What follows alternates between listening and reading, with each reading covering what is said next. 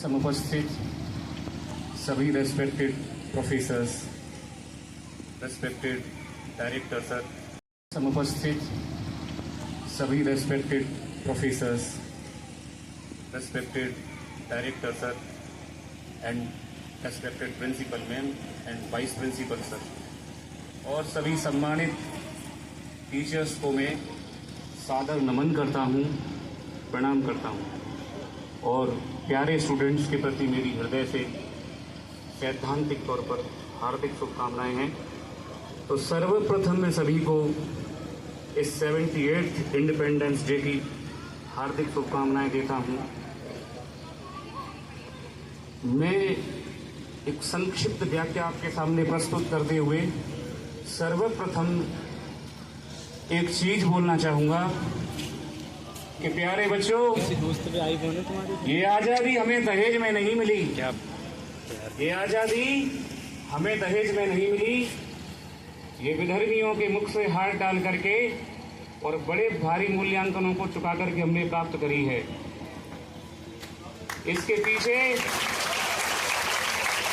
हमारी अनेक भारतीय माताओं ने, अनेक बहनों ने अपने मांग का सिंदूर और छोटे छोटे बच्चों के सर से उनके पिता और भाइयों का साया भी खोया है। तो इस आज़ादी को प्राप्त करने के लिए बहुत बड़े मूल्यों का बलिदान किया गया है। तो क्या वास्तव में ये हम जो स्वतंत्रता दिवस का सेलिब्रेशन कर रहे हैं, तो क्या हम वास्तव में उन सैद्धांतिक मूल्यों की पूर्ण तरीके से रक्षा कर पा रहे हैं? इस आज़ादी में जिन लोगों की, जिन महान पुरुषों की सर्वोत्कृष्ट भूमिका रही, उन लोगों के हाथ कुछ नहीं आया। शायद जिन्होंने बलिदान भी दिए थे, इस आज़ादी के लिए सर्वोत्कृष्ट बलिदान दिए, वो जैसा भारत देखना चाहते थे, जैसा मुल्क देखना चाहते थे, वैसा ये देश वर्तमान में नहीं है।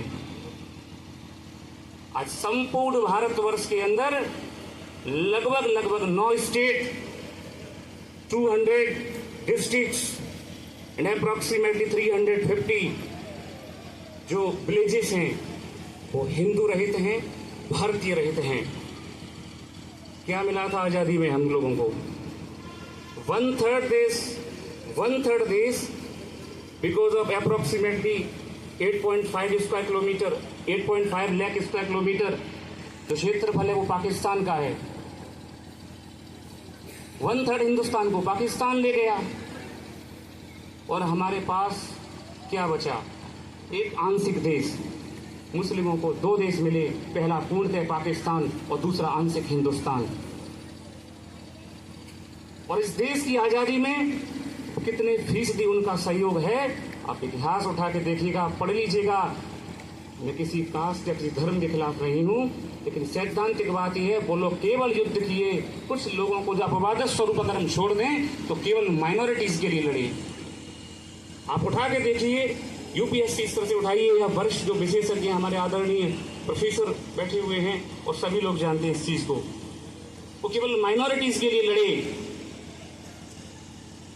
लंदन में 1930, 1931 एंड 1932 में 3 राउंड टेबल कॉन्फ्रेंस हुए और तीनों के तीनों राउंड टेबल कॉन्फ्रेंस के गवाह थे कि इसकी देश की आज़ादी के लिए, भारत की स्वतंत्रता के लिए लंदन में कोई बात नहीं रखी गई। बात रखी गई तो केवल रिजर्वेशन की, माइनॉरिटीज की। और वर्तमान में हमारे पास एक बोर्ड और भी है जिसका नाम है वक्फ बोर्ड। और वक्फ बोर्ड के अंतर्गत आने वाली, यदि आप सैद्धांतिक स्तर पर भूमि का अवलोकन करें तो approximately 9.456 lakh square kilometre, 9.5 lakh से ज्यादा जमीन, जो कि अपने आप में पाकिस्तान की समस्त टेरिटरी से ज्यादा है। मैं पूछना चाहता हूं भारत सरकार से और भारत के समस्त वरिष्ठ लोगों से, कितना डिवाइड करोगे भैया इसे? कितना डिवाइड करोगे? अफगानिस्तान में डिवाइड किया, पाकिस्तान में डिवाइड किया, बांग्लादेश में डिवाइड किया, नेपाल में किया, म्यांमार में किया, श्रीलंका में किया, भूटान में किया, अब और डिवाइड करना चाहोगे? और आप हम सबसे छिपा हुआ नहीं है। अगर हम सैद्धांतिक तौर पर देखें तो बांग्लादेश में approximately 1 crore 30 lakh number of Hindus, 1 crore 30 lakh Hindu हैं इस समय।